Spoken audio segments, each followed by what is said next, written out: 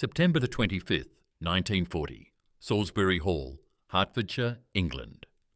The morning mist clings to the medieval moat surrounding the manor house, softening the edges of a structure that has stood for 400 years. Inside a converted barn behind the main building, Geoffrey de Havilland stands motionless, hands in his pockets, staring at what appears to be a mistake, wrapped in fabric and hope. The aircraft before him looks nothing like a weapon of war. No riveted aluminum skin gleaming under work lights. No heavy armour plating or defensive gun turrets bristling from fuselage and tail. Instead, smooth curves of laminated wood held together with glue and fabric, a construction method that would seem more appropriate for a racing yacht than a combat aircraft. The smell of resin and sawdust fills the air, mingling with machine oil and cigarette smoke. "They'll laugh us out of the Air Ministry," Eric Bishop mutters, adjusting his glasses as he consults a sheaf of calculations. De Havilland's chief engineer has spent the last 6 months translating an impossible concept into actual engineering drawings, fighting scepticism from every quarter. "Let them laugh," de Havilland replies quietly. His voice carries the certainty of a man who has spent 30 years designing aircraft, who learned to fly in 1910 when aviation itself was barely more than a curiosity. "The numbers don't lie, Eric. She'll be fast. Faster than anything the Germans have." The prototype before them represents a radical departure from conventional wisdom, so radical that the Air Ministry rejected the initial proposal outright. December 1939, just months after war began, de Havilland had submitted specifications for an unarmed bomber built primarily from wood, relying on speed alone for survival. The response had been swift and dismissive. Impractical, dangerous, a waste of resources. Bombers needed defensive armament.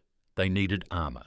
They needed crew positions for gunners who could fight off interceptors. De Havilland had disagreed, politely, persistently, mathematically.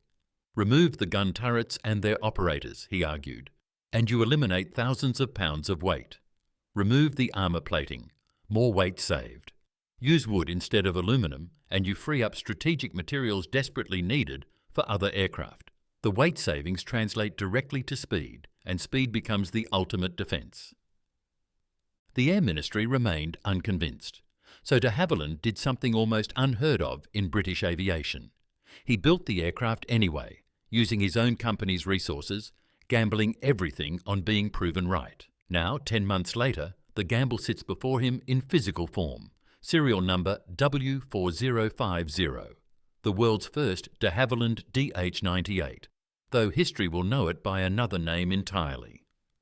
Outside, the Battle of Britain rages overhead. Hurricanes and Spitfires duel with Messerschmitts and Heinkels, writing contrails across English skies. London burns under nightly bombing raids. The nation stands on a knife's edge, fighter strength depleted, pilot losses mounting, the threat of invasion as real as the smoke drifting across the Channel. In this context, de Havilland's wooden aircraft seems not just unconventional, but almost frivolous, a luxury Britain cannot afford, except the numbers keep proving otherwise. "Final weight check," de Havilland instructs, pulling a small notebook from his jacket pocket. Around them, workers move with practiced efficiency, carpenters and aircraft fitters working side by side, an unusual combination born of unusual requirements. Bishop consults his clipboard. "Empty weight, 13,500 pounds. Fully loaded, 19,200. De Havilland nods, making notations. A Bristol Blenheim bomber, the RAF's current light bomber workhorse, weighs roughly the same fully loaded, but carries less fuel and fewer bombs. The Wellington, a larger bomber, tips the scales at over 30,000 pounds. Every pound saved translates to performance gained. The construction method itself represents years of experimentation. The fuselage consists of laminated plywood sheets formed over moulds, creating a monocoque structure. The skin itself provides structural strength rather than requiring an internal framework. Balsa wood sandwiched between birch plywood creates incredibly strong, lightweight panels. Spruce frames and longerons tie everything together. The wings use a similar approach, with 2 wooden spars running their length, ribs formed from spruce, the whole covered in more laminated ply. Like building a very fast coffin, one of the carpenters had joked during construction. The comment hadn't been entirely wrong. The pilot and navigator would sit enclosed in a wooden shell, no armour between them and enemy fire, no gun positions for self-defence. Their survival would depend entirely on not being caught. De Havilland walks around the aircraft, running his hand along the fuselage. The wood feels smooth under his palm, the joints invisible where panels meet. Good craftsmanship. His company employs hundreds of skilled woodworkers, furniture makers, boat builders, piano manufacturers, all conscripted into aircraft production. In this, at least, wood offers an advantage. The labour pool isn't limited to specialised aircraft workers. Any skilled carpenter can contribute. The engines arrive in late afternoon. 2 Rolls-Royce Merlins, each capable of 1,460 horsepower. The same engines that power Spitfires and Hurricanes, that have proven themselves in combat throughout the summer's desperate fighting. Workers manoeuvre them into position using an overhead crane, the engines swinging gently as they're lowered toward their nacelles. "Careful," Bishop warns unnecessarily. Everyone present understands the engine's value. Merlins are worth their weight in gold, allocated by priority, tracked by serial number. De Havilland secured these 2 through a combination of official approval and creative paperwork. The Air Ministry hasn't formally authorised the project, but they haven't explicitly forbidden it either. The installation takes hours. Mounting brackets must align precisely. Fuel lines, oil lines, coolant lines, all requiring perfect sealing. Electrical connections for ignition and instrumentation. Control linkages for throttles and propeller pitch. The work continues past dark, illuminated by portable lights that cast harsh shadows across the barn's interior. De Havilland watches it all, occasionally stepping in to examine a connection or query a procedure, but mostly trusting his team. He's worked with most of these men for years. They understand what's at stake. "Sir?" A young engineer approaches hesitantly. "Question about the fuel tank positioning. The calculations show the centre of gravity shifts significantly as fuel burns. Won't that affect handling?" "It will," de Havilland acknowledges, "which is why we've positioned the tanks to minimise the shift. The pilot will need to be aware of it, compensate with trim. But the alternative, multiple smaller tanks, adds weight and complexity we can't afford." The engineer nods, satisfied with the answer, if not entirely comfortable with the solution. This entire aircraft is built on such compromises, accepting risks in some areas to gain advantages in others. The question is whether the advantages will prove worth the risks. By midnight, the engines are mounted, though dozens of connections remain incomplete. Workers drift away to sleep in the manor house or nearby cottages, leaving a skeleton crew for overnight watch. De Havilland remains, seated on a workbench, staring at the aircraft. His wife, Joan, finds him there at 1 a.m, bringing tea in a thermos. She doesn't ask why he's still here. After 30 years of marriage, she knows. Every aircraft is personal for him. Every design carries the weight of lives that will depend on it. "The Ministry is sending an inspection team tomorrow," she says quietly, sitting beside him. "Official this time, Air Marshal Freeman and his staff." De Havilland nods slowly. Wilfred Freeman, the Air Ministry's Chief Procurement Officer, has been a sceptic from the beginning. A fair sceptic, willing to be convinced by evidence, but unconvinced by theory alone. Tomorrow's inspection will determine whether the wooden aircraft gets official backing or dies in this barn. "It's not ready," de Havilland says. "Another week at least before we can attempt flight trials." Then show them the numbers, the wind tunnel data, the structural tests. Joan's voice carries quiet confidence. She's not an engineer, but she understands her husband's work, has lived through enough projects to recognise when the mathematics support the vision. Numbers don't inspire confidence the way a successful test flight would. "No," she agrees, "but they inspire more confidence than nothing. And right now, you're asking the Air Ministry to bet resources on an unconventional design during Britain's most desperate hour. They need reason to believe." De Havilland drinks his tea considering this. The prototype before him represents approximately £30,000 of his company's money, A substantial investment, but recoverable if the design proves successful. What the Air Ministry is being asked to approve is orders of magnitude larger, production contracts, material allocations, factory space. Resources that could otherwise build Spitfires or Hurricanes or conventional bombers. The case must be airtight. The Germans are developing heavier fighters, he says, thinking aloud. The intelligence reports from France show it. Their current fighters, the 109s, are struggling to escort bomber formations deep into Britain because of range limitations. They're working on something with longer legs. When those aircraft arrive, our bombers will need every advantage they can get. And your Mosquito provides that advantage? The name catches him off guard. Mosquito? That's what the workers are calling it, the wooden aircraft that will sting the Germans. Joan smiles slightly. Better than DH.98, don't you think? De Havilland considers this. The name fits. Small, fast, annoying to the enemy, difficult to swat. Mosquito, he repeats. Yes, I rather like that. They sit in companionable silence, watching the prototype take shape under the work lights. Outside, somewhere in the darkness, air raid sirens begin their familiar wail, London again, or perhaps one of the coastal cities. The distant sound of anti-aircraft fire drifts across the countryside, a reminder that while they build experimental aircraft in converted barns, men are dying in the skies above England. If this works, Jones says quietly, how many can you build? Depends on materials availability. Wood we have, Britain's forests can supply that. The engines are the constraint. Merlins are in huge demand. But if we can secure engine allocation, he does quick mental calculations. 50 per month initially, more once we refine the production process. Maybe 100 per month by late 1941. And if it doesn't work? De Havilland doesn't answer immediately. The question deserves honesty. Then I've wasted critical resources during a national emergency. The Air Ministry will lose what little faith they have in unconventional approaches, and pilots will continue flying aircraft that are too slow, too vulnerable, too limited. No pressure then. He manages a tired smile. None whatsoever. The air raid sirens fade eventually, the all-clear sounding near dawn.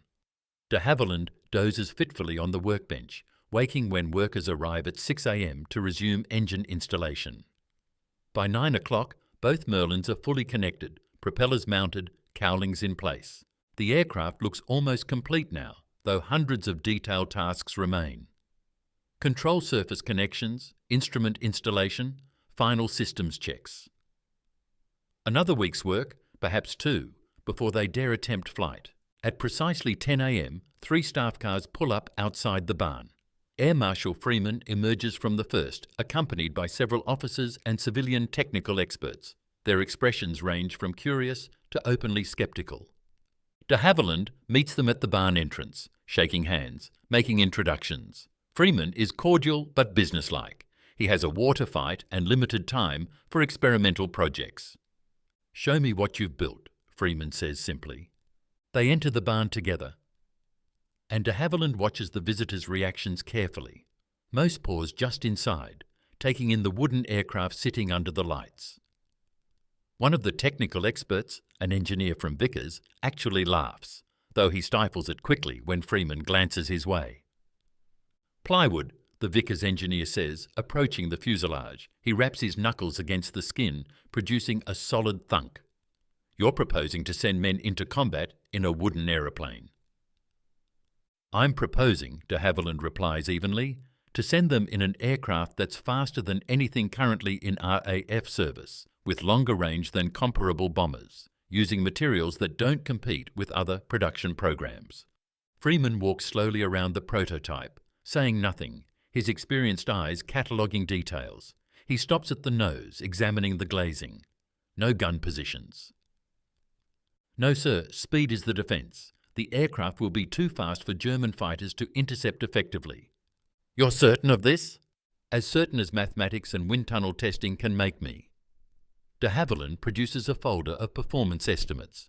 Top speed we project at approximately 380 miles per hour at altitude, faster than any current Luftwaffe fighter. Service ceiling around 35,000 feet, combat radius of 1,500 miles with standard fuel load. Freeman studies the numbers, his expression unreadable. The other officers crowd around, looking over his shoulder, murmuring among themselves. The claimed performance would indeed exceed anything in current service. Faster than a Spitfire at altitude, longer range than a Blenheim, carrying a respectable bomb load. If the claims prove accurate. "What about battle damage?" one of the officers asks. "Wood burns, wood splinters. An aluminium aircraft can take considerable punishment and remain airworthy." "Wood also doesn't transmit stress fractures the way metal does," Bishop interjects, stepping forward with his own folder of test data. "We've conducted destructive testing on sample panels. A cannon shell that would tear an aluminium structure apart creates localized damage in the laminated wood but doesn't propagate.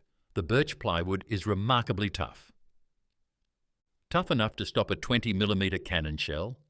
"No," de Havilland admits, "but neither is aluminium skin. Both will penetrate. The question is what happens next. In our tests, the wooden structure contains damage better than comparable metal construction." Freeman moves to the cockpit, peers inside. The interior is surprisingly spacious compared to most fighters. Room for pilot and navigator side by side, though still cramped by bomber standards. Instruments cluster on the panel, many still disconnected, wiring visible behind. "You've designed this for multiple roles," Freeman observes. "The specifications mention bomber, reconnaissance, night fighter variants." "Yes, sir. The basic airframe is adaptable. For bombing, we install a bombardier bay in the fuselage. For reconnaissance, camera equipment and extra fuel tanks. For night fighting, radar and forward-firing cannons. One production line, multiple mission capabilities." This is the genius of the design, de Havilland knows. Not just a fast aircraft, but a versatile platform. In a war where resources are perpetually scarce, versatility represents enormous value. Freeman steps back, looking at the prototype as a whole. "When can you fly it?" 2 weeks, perhaps 3. We're completing final systems installation now." "And if the flight trials prove successful? Production timeline?" De Havilland has these numbers memorized. First production aircraft 6 months after contract signature. Full rate production within 12 months. We can build them in facilities unsuitable for metal aircraft construction. Existing furniture factories, woodworking shops. The labour pool is broader than for conventional aircraft. Freeman nods slowly, processing this. Around him, the technical experts are examining various aspects of the airframe, their initial scepticism softening as they recognise the quality of the workmanship, the sophistication of the design. The Vickers engineer who laughed earlier now runs his hand along a wing joint, feeling where panels meet in perfectly flush alignment. "This is good work," he admits grudgingly. "Better than I expected from wood construction." "We employ the finest craftsmen in Britain," de Havilland says. "Many have been building wooden structures their entire careers. They understand the material intimately." Freeman checks his watch. "I have another appointment in London at 2 o'clock. Before I leave, Mr. de Havilland, I want your honest assessment, not your hopeful projections, your professional judgment. Will this aircraft perform as claimed?" The question hangs in the air. De Havilland understands what's really being asked. Should the Air Ministry bet scarce resources on an unproven concept? "Yes," he says simply. "It will perform as claimed. I stake my reputation on it." Freeman holds his gaze for a long moment, then nods once, sharply. "Very well. Complete your flight trials. If, and only if, the aircraft demonstrates the performance you've claimed, we'll discuss a production contract. But understand this. Britain needs aircraft that work, not elegant experiments. We're fighting for survival, not pursuing aviation records." "I understand completely, Air Marshal." "Good." Freeman heads toward the door, his entourage following. At the threshold, he pauses, looking back at the wooden aircraft sitting under the lights. "Mosquito, you said the workers call it?" "Yes, sir." "Appropriate. Let's see if it can sting." He departs, leaving de Havilland and his team alone with their plywood gamble. 2 weeks, de Havilland thinks. 2 weeks to finish systems installation, conduct ground tests, prepare for flight. 2 weeks to prove that wood can fly faster than metal, that unconventional thinking can solve conventional problems, that desperate times justify desperate measures. Outside, England waits. Above, German bombers will return tonight, and the night after, and the night after that. The Battle of Britain continues, the outcome still uncertain. The nation's future balanced on the courage of fighter pilots and the capacity of industrial production. In a converted barn in Hertfordshire, surrounded by the smell of wood and glue and aviation fuel, Geoffrey de Havilland returns to work. The Mosquito isn't ready yet, but it will be. November the 25th, 1940. Hatfield Aerodrome, Hertfordshire. Dawn breaks cold and clear, frost glittering on the grass runway like scattered diamonds. Geoffrey de Havilland Jr., known to everyone as John, to distinguish him from his father, walks slowly around the yellow-painted prototype, conducting his final pre-flight inspection. At 27, he's already one of Britain's most experienced test pilots, holder of multiple speed records, his father's chief test pilot for nearly a decade. But this morning, his hands betray a slight tremor as he checks control surface movement. The Mosquito sits on the apron like a promise waiting to be kept or broken.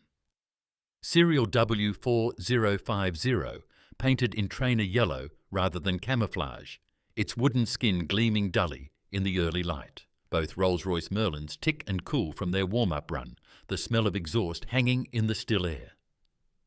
"Pressures are good," calls out the ground crew chief, consulting his gauge readings. "Temperature's nominal. She's ready when you are, Mr. de Havilland." John nods, but doesn't immediately climb aboard. His eyes trace the aircraft's lines, the smooth curves of the fuselage, the elliptical wings borrowed conceptually from the Spitfire's design, the greenhouse canopy offering exceptional visibility. Beautiful in its way, also completely unproven. His father approaches from the control tower, walking with the deliberate pace of a man trying not to show anxiety. Behind him, a small crowd has gathered, Air Ministry observers, company engineers, military personnel, all waiting to see if the wooden aircraft will vindicate its creator's faith or validate their skepticism. "Weather's perfect," Geoffrey Sr. says quietly, stopping beside his son. "Visibility unlimited, winds light and variable. Couldn't ask for better conditions." "No," John agrees. He doesn't mention that perfect conditions make any failure more damning. No weather to blame, no mechanical excuse. If the Mosquito fails today, it fails on its own merits. "You don't have to push her," his father continues. "Gentle takeoff, climb to altitude, basic handling assessment. If anything feels wrong, anything at all, bring her straight back." John finally looks at his father directly. "And if everything feels right?" Geoffrey Sr. permits himself a slight smile. "Then show them what she can do." They shake hands formally, a gesture that masks deeper emotion. Father and son, designer and test pilot, both gambling their reputations on a plywood aircraft that the aviation establishment considers dubious at best. If this works, it revolutionises Britain's tactical air capability. If it fails... John doesn't complete the thought. He climbs up the short ladder into the cockpit, settling into the pilot's seat on the left side. The navigator's position to his right remains empty for this first flight. No need to risk 2 lives. He straps in methodically, checking harness security, adjusting seat position, familiarising himself with control placement. The instrument panel glows with subdued lighting. Airspeed indicator, altimeter, rate of climb, artificial horizon, engine instruments for both Merlins. Everything standard, nothing exotic. That's one advantage of using proven components: Rolls-Royce engines, de Havilland propellers, conventional flight controls. Only the airframe itself represents innovation. Hatfield Tower, Mosquito W4050, ready for departure. W4050, Hatfield Tower, you're cleared for takeoff, runway 24. Winds calm, altimeter 30.15. John advances the throttle smoothly, both hands required to manage the twin Merlins. The engines respond with a rising howl, propellers biting air, the whole aircraft trembling with restrained power. He releases brakes. The acceleration is immediate and visceral. The Mosquito leaps forward, tail lifting almost instantly, the grass runway blurring beneath. 20 knots, 40, 60. At 80 knots, John eases back on the control column and the aircraft simply floats into the air, clean and light, climbing away from Hatfield with an eagerness that makes his heart race. "She flies," he breathes into the radio, though whether anyone hears is unclear. On the ground, Jeffrey Sr. watches the yellow aircraft climb, one hand shading his eyes against the low sun. Beside him, Eric Bishop is scribbling notes furiously, documenting every detail. The Air Ministry observers maintain professional neutrality, but several are nodding slowly, impressed despite themselves. At 1,500 feet, John levels off and begins his assessment. Control response first, gentle inputs on stick and rudder, feeling how the aircraft answers. The ailerons are light, almost sensitive, rudder effective, elevator perfectly balanced. No tendency to drop a wing or hunt in yaw. The Mosquito flies straight and true, trimming out easily, responding to his inputs with precision that makes his Spitfire experience seem crude by comparison. "Like a racing car," he murmurs, "not a truck, a racing car." He advances throttles to cruise power, watching airspeed build. 200 knots, 220, 240. The aircraft accelerates with barely perceptible effort. The Merlin's singing smoothly. No vibration, no rough running. At 260 knots, indicated airspeed, he levels off, letting the Mosquito settle. This is already faster than a Blenheim bomber's maximum speed, faster than many fighters, and he's barely using half throttle. W4050 Hatfield Tower, how are your handling characteristics? John keys the radio, unable to keep the excitement from his voice. Tower, handling is exceptional, better than expected. Requesting permission to conduct high-speed run. There's a pause. John imagines the conversation in the control tower, his father and the ministry observers debating whether to authorise pushing the prototype harder on its maiden flight. W4050, permission granted. Maintain safe altitude. John grins. He climbs to 5,000 feet, giving himself room to recover if something goes wrong, then pushes both throttles to maximum power. The Merlins respond instantly, their superchargers screaming, propellers clawing through cold November air.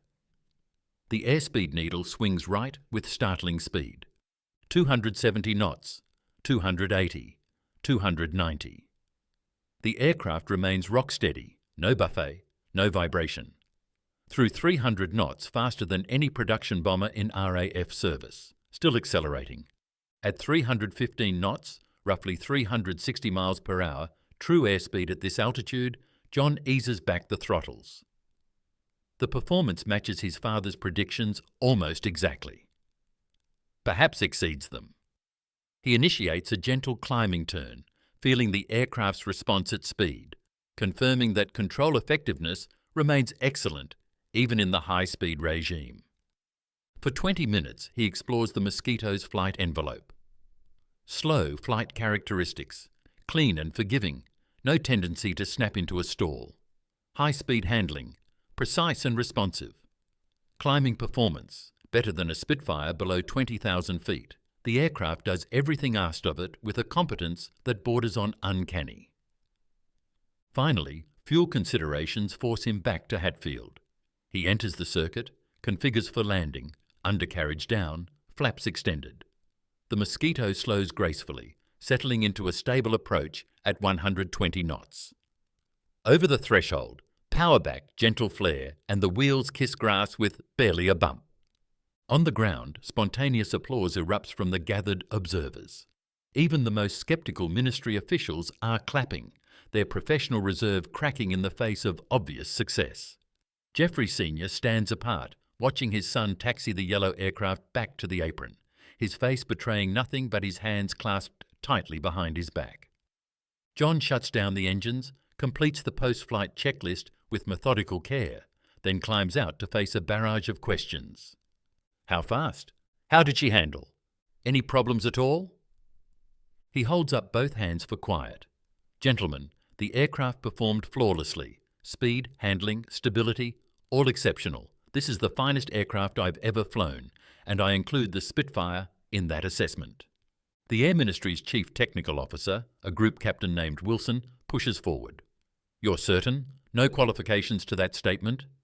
None whatsoever, John replies firmly. This aircraft will change how the RAF conducts tactical operations. I'd stake my life on it.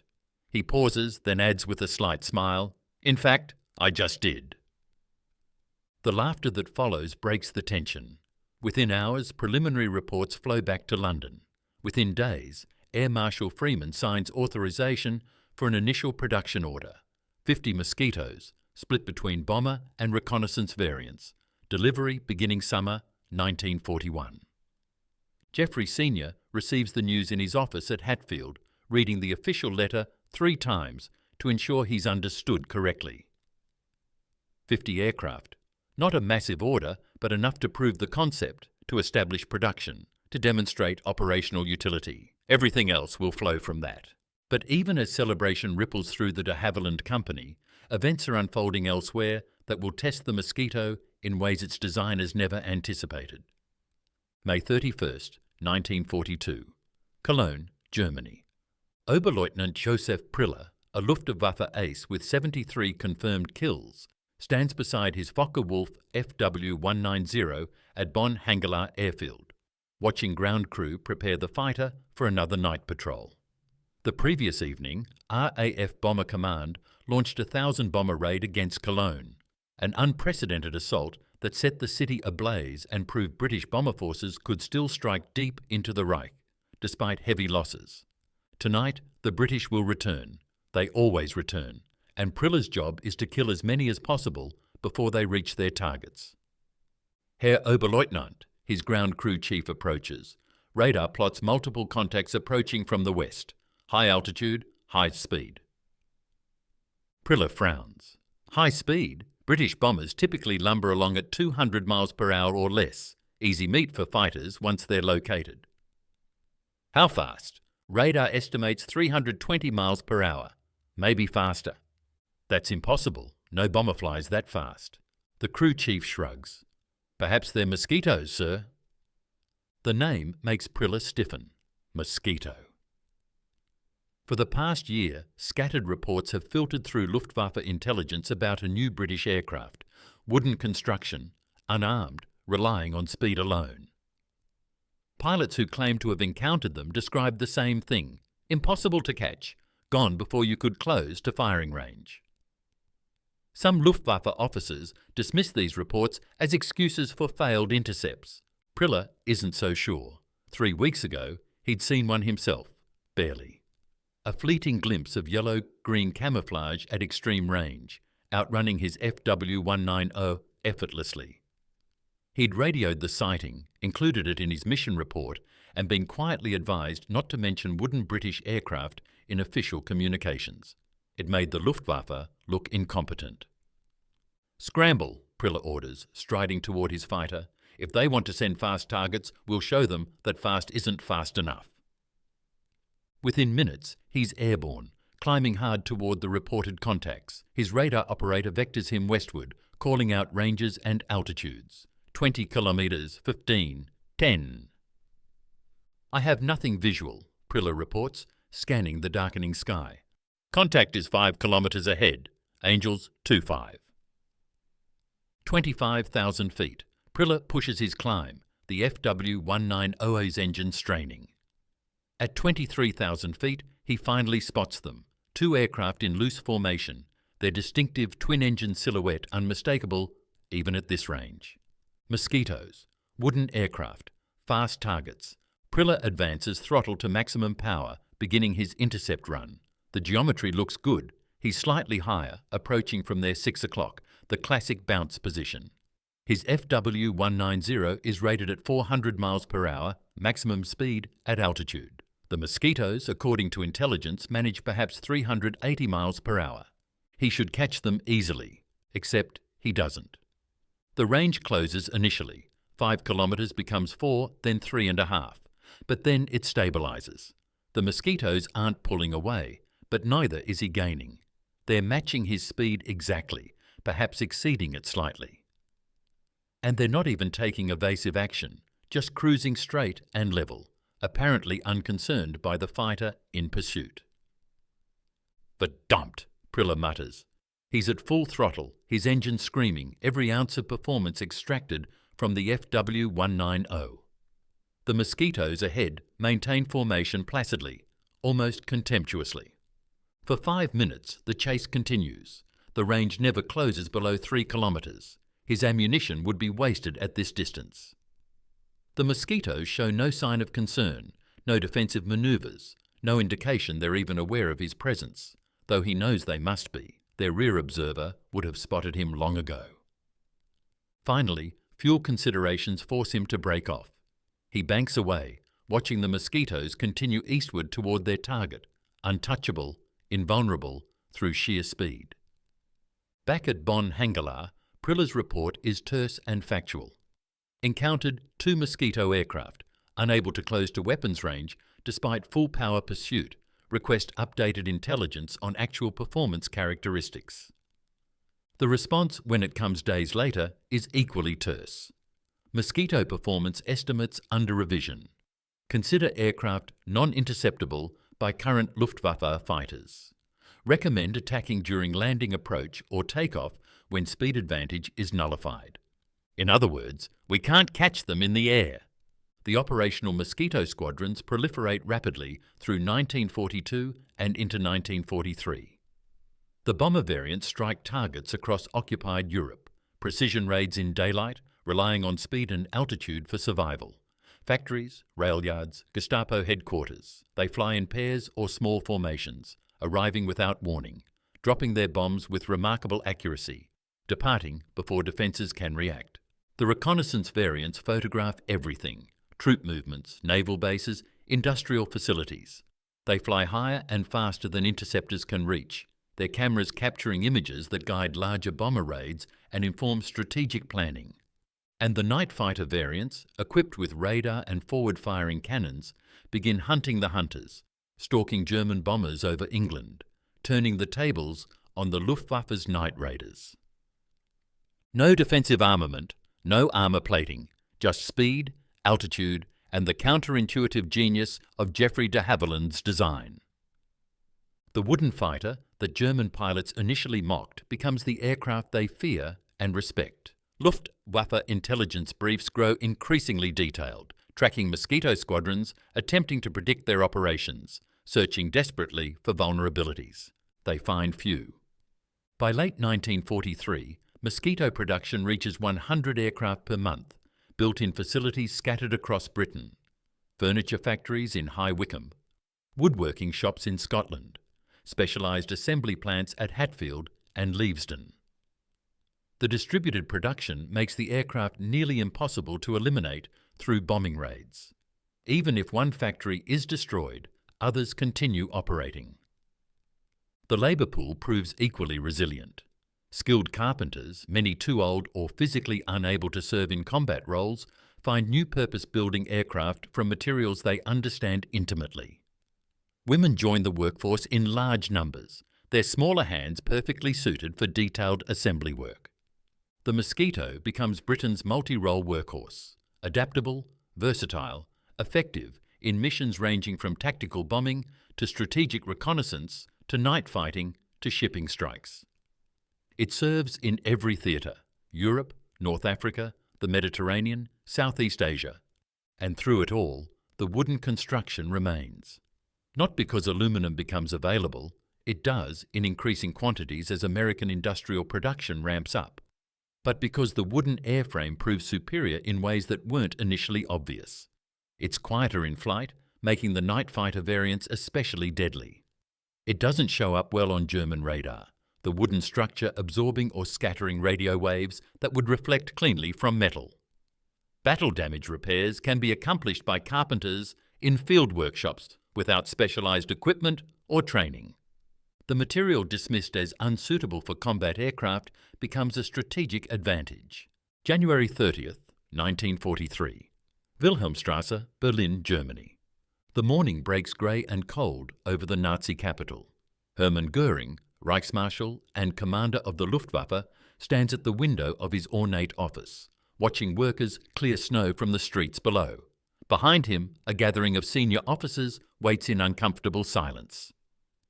The occasion, the 10th anniversary of Hitler's rise to power, normally marked by elaborate ceremonies and bombastic speeches. This year, the celebration has been cancelled. "Tell me again," Goering says quietly, not turning from the window, "how wooden British aircraft managed to bomb Berlin in broad daylight." General Major Joseph Schmid, Chief of Luftwaffe Intelligence, clears his throat. "Herr Reichsmarschall, the three Mosquitoes approached at extreme altitude, approximately 30,000 feet, at speeds our radar operators estimated at 640 kilometers per hour. Fighters were scrambled from Staaken and Doberitz, but they couldn't catch them," Goering finishes. "Yes, I've read the reports. What I want to know is how the British built a bomber faster than our best fighters, using wood." The question hangs unanswered. Round the conference table, Germany's most senior aviation officers, men responsible for developing and deploying the Luftwaffe's combat aircraft, avoid eye contact. The raid itself had been small, almost contemptuous in its modesty. 3 Mosquitoes, arriving exactly as Reich Propaganda Minister Joseph Goebbels was scheduled to deliver a major radio address commemorating the anniversary. The British timing was perfect, almost certainly deliberate. Goebbels had been forced to delay his speech for over an hour, while air raid sirens wailed and anti-aircraft batteries fired uselessly at targets far above their effective ceiling. The bombs caused minimal damage, a few buildings struck, modest casualties. The psychological impact, however, was devastating. If the British could bomb Berlin at will in daylight with impunity, what did that say about German air defences? About Luftwaffe capability? About the Reich's invincibility? Goering turns from the window, his face flushed with anger and embarrassment. He's gained weight since the war began, his elaborate uniforms now tight across the chest and stomach, his breathing laboured. But his eyes retain their predatory sharpness. "Someone explained to me," he says, walking slowly around the conference table, "why our aircraft industry, with access to aluminium, steel, advanced engines, the finest engineers in Europe, cannot match what the British achieve with plywood and glue." Generaloberst Ernst Udet would have been the man to answer, but Udet committed suicide 15 months earlier, overwhelmed by the Luftwaffe's mounting technical failures and Goering's increasingly erratic leadership. His absence leaves a vacuum that no one is eager to fill. Finally, Oberst Edgar Peterson, a decorated bomber pilot recently transferred to aircraft development, speaks up. "Herr Reichsmarschall, the Mosquito succeeds because the British optimised for a single attribute, speed, and accepted compromises elsewhere. No defensive armament, no armour protection, minimal bomb load. It's a specialised aircraft, not a general-purpose design." And yet, Goering says softly, this specialised aircraft bombs our capital, photographs our facilities, shoots down our bombers at night, sinks our shipping in Norwegian waters. "Tell me, Oberst, at what point does specialised become superior?" Peterson has no answer. Goering slumps into his chair at the table's head. "The Führer asked me personally this morning why the Luftwaffe cannot stop wooden British aircraft. I had no satisfactory answer. This is unacceptable. I want proposals on my desk within 1 week. How do we counter the Mosquito threat?" The officers exchange glances. Counter the Mosquito? They've been trying for 18 months. Every solution attempted has failed. Radar-directed anti-aircraft fire? The Mosquitoes fly too high and too fast, altering course unpredictably. Fighter interception? Only the newest FW190 variants can approach Mosquito speeds, and even then, only at optimal altitudes. The British aircraft simply climb above effective interception height or outrun pursuing fighters in level flight. Night fighters? The Mosquito night fighter variants are hunting German night fighters, not the other way around. Ground attacks on Mosquito bases? British airfields are too distant, too well defended, and the Mosquitoes disperse across dozens of small fields, making concentrated attacks impossible. The meeting continues for 2 hours, recycling the same inadequate solutions, acknowledging the same intractable problems. When it finally adjourns, the officers depart with relief, leaving Goering alone with his humiliation. In a twisted way, the Mosquito has become symbolic of Germany's strategic dilemma. The Reich possesses superior resources, larger industrial capacity, more advanced technology in many areas. Yet the British, fighting with their backs against the wall, innovate and improvise and achieve results that German orthodoxy cannot match. A wooden aircraft, built by furniture makers and piano manufacturers, powered by engines designed before the war, armed with conventional weapons, flying faster than Germany's most advanced fighters. It shouldn't work, but it does. March 18, 1944. Amiens, France. Squadron leader Bob Iredale banks his Mosquito into a gentle turn, studying the target below through scattered cloud. Amiens prison sits in occupied France, a grim stone fortress holding over 700 inmates, many of them French resistance fighters awaiting execution. Intelligence reports indicate the Gestapo plans mass shootings within days. Operation Jericho's objective: breach the prison walls, allowing prisoners to escape in the confusion. The mission briefing at RAF Hunsdon 3 hours earlier had been sobering. The target sits in the middle of Amiens, surrounded by civilian housing. The prison walls are 3 feet thick. Guards are stationed throughout. Success requires precision bombing of almost surgical accuracy, blowing holes in specific wall sections without destroying the entire structure or massacring the prisoners inside. 12 Mosquitoes have been allocated to the mission. Iredale leads the first wave of 6, carrying 500-pound bombs with 11-second delayed fuses. The second wave will target the guards' quarters and administrative buildings. Fighter Mosquitoes will provide top cover and strafe German reinforcements. Target in sight, his navigator calls from the right seat. Flight Lieutenant John McCall has flown 43 missions with Iredale, their partnership honed to near telepathic efficiency.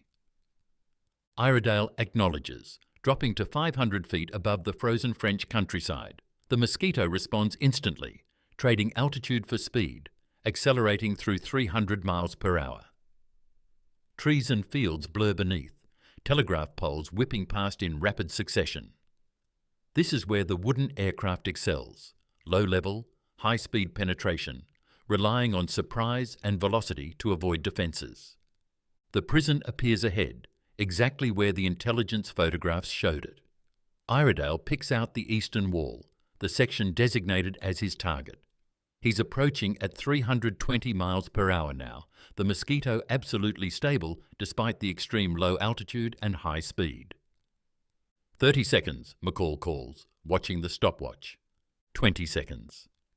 The prison wall fills Iredale's vision, growing from distant target to looming barrier. His hand rests on the bomb release, waiting for the precise moment. 15 seconds. Anti-aircraft fire erupts from the prison grounds.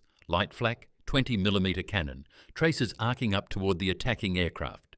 Iredale ignores it, holding course steady. The wooden Mosquito's lack of armour suddenly seems less comforting. 10 seconds. The eastern wall rushes closer. Iredale can see individual stones, windows, the guard tower at the northern corner. His finger tenses on the release. 5, 4, 3, 2, 1. Bombs gone. Iredale pulls the release and simultaneously hauls back on the control column. The Mosquito leaps upward, bombs falling away, the prison wall flashing past beneath with feet to spare. He feels the aircraft shudder as flak bursts nearby, hears fragments patter against the wooden fuselage like hail. Behind him, the 500-pound bombs strike the prison wall precisely as intended. The delayed fuses function perfectly. The bombs penetrate deep into the masonry before detonating, the explosions blowing massive gaps in the eastern wall from inside. The second Mosquito follows 10 seconds later, bombs hitting within yards of Iredale's impact point. More explosions, more breaches. The third aircraft targets the northern wall, the fourth the guards' quarters. Within 90 seconds, all 6 aircraft have attacked and are climbing away at full power.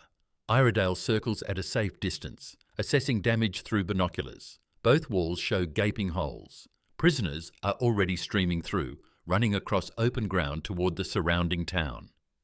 Some fall to German gunfire, but dozens reach safety, disappearing into buildings where French civilians hide them. The second wave arrives, their bombs striking the administrative building and barracks with devastating accuracy. German reinforcements attempting to restore order find themselves under attack from the fighter Mosquitoes. Their vehicles destroyed, their formations scattered. 12 minutes after the first bomb fell, the Mosquitoes depart, leaving Amiens prison in chaos. Of the 700 prisoners held there, 258 escape successfully. Many more die in the attack or are recaptured later, but the mission achieves its objective, preventing the mass executions and demonstrating that the RAF can strike precise targets deep in occupied territory. The raid becomes legendary, studied in military academies for decades as a masterpiece of precision bombing. But for those who flew it, the real lesson is simpler. The Mosquito's speed and versatility enable missions impossible for any other aircraft. By spring 1944, Mosquito production exceeds 400 aircraft per month. The type serves in every RAF command: bomber, fighter, coastal, photographic reconnaissance. New variants proliferate. High-altitude reconnaissance models with pressurized cabins, anti-shipping versions carrying torpedoes or rockets, Pathfinder aircraft marking targets for heavy bomber streams. The Germans develop counters slowly, reluctantly. The TA-152H, a high-altitude Fokker Wolf variant, can match Mosquito speeds above 30,000 feet, but arrives too late and in too few numbers to matter strategically. Jet fighters like the Me-262 are faster, but their operational limitations and chronic reliability problems prevent them from significantly impacting Mosquito operations. In the Pacific Theatre, Mosquitoes operating from Australian bases fly reconnaissance missions over Japanese-held territory, photograph invasion beaches, hunt Japanese shipping. Their wooden construction proves surprisingly resistant to tropical conditions. The laminated plywood handles humidity better than expected, requiring less maintenance than metal aircraft suffering corrosion. The final accounting, when the war ends, shows over 7,700 Mosquitoes built across all variants. They fly more than 39,000 operational sorties, losing only 254 aircraft to enemy action, a loss rate of 0.65%, among the lowest of any combat aircraft in any theatre. But statistics don't capture what the Mosquito represented, a philosophical victory as much as a technical one. The triumph of innovation over orthodoxy, the proof that unconventional thinking could solve problems that conventional approaches couldn't. May 15, 1945, Hatfield Aerodrome, Hertfordshire, England. Geoffrey de Havilland stands in the same barn where the prototype was built 4.5 years earlier. The war in Europe ended a week ago. The war against Japan continues, but its outcome is no longer in doubt. Around him, workers are celebrating, drinking, singing, embracing. They've earned it. For 5 years, they've built aircraft under bombing raids, worked through supply shortages, innovated solutions to problems that had no precedent. The wooden aircraft they constructed has become one of the war's most successful designs. Eric Bishop approaches, a bottle of champagne in one hand, 2 glasses in the other. "We should toast," he says simply. They pour, raise glasses, drink. The champagne is warm and slightly flat, but neither man cares. "Did you ever doubt?" Bishop asks. De Havilland considers the question honestly. "Every day," he admits. "Every time a Mosquito was lost, I questioned whether we'd made the right choices, whether the lack of armour, the wooden construction, the speed above all philosophy, whether those decisions cost lives we might have saved. And now? Now I know we saved far more lives than we lost. The Mosquitoes that photographed targets made the heavy bomber raids more accurate, reduced civilian casualties, shortened the war. The ones that bombed precision targets destroyed facilities that conventional bombers would have missed. The night fighters protected our cities. The anti-shipping strikes cut German supply lines." He pauses, looking around the barn where it all began. "They laughed at the wooden fighter, Eric. The Air Ministry thought we were mad. German pilots called them furniture bombers, dismissed them as British desperation. Until they couldn't catch them," Bishop says with satisfaction. Until they couldn't catch them, de Havilland agrees. Outside, the sound of aircraft engines, a Mosquito taking off for a training flight, the distinctive sound of Merlins at full power. Even now, with the war winding down, the aircraft continues proving itself. De Havilland thinks about the journey from that first sceptical Air Ministry meeting to this moment. The prototype flights, the initial production orders, the operational squadrons forming, the missions flown, targets destroyed, photographs taken, battles fought. All made possible by a simple insight that speed could substitute for armour, that wood could replace aluminum, that unconventional solutions could solve conventional problems. What's next? Bishop asks. The jet age is coming. The future is turbojets and swept wings and transonic flight. Let it come, de Havilland says. We'll adapt. But the Mosquito taught us something important, that the material doesn't matter as much as how you use it. Wood, metal, composites, whatever comes next. The principles remain the same. Think differently, challenge assumptions, optimize for what matters. He drains his champagne, sets the glass down. They laughed at the wooden fighter. Then it became the fastest operational aircraft in the sky. That's worth remembering. The Mosquito continues in RAF service for years after the war ends.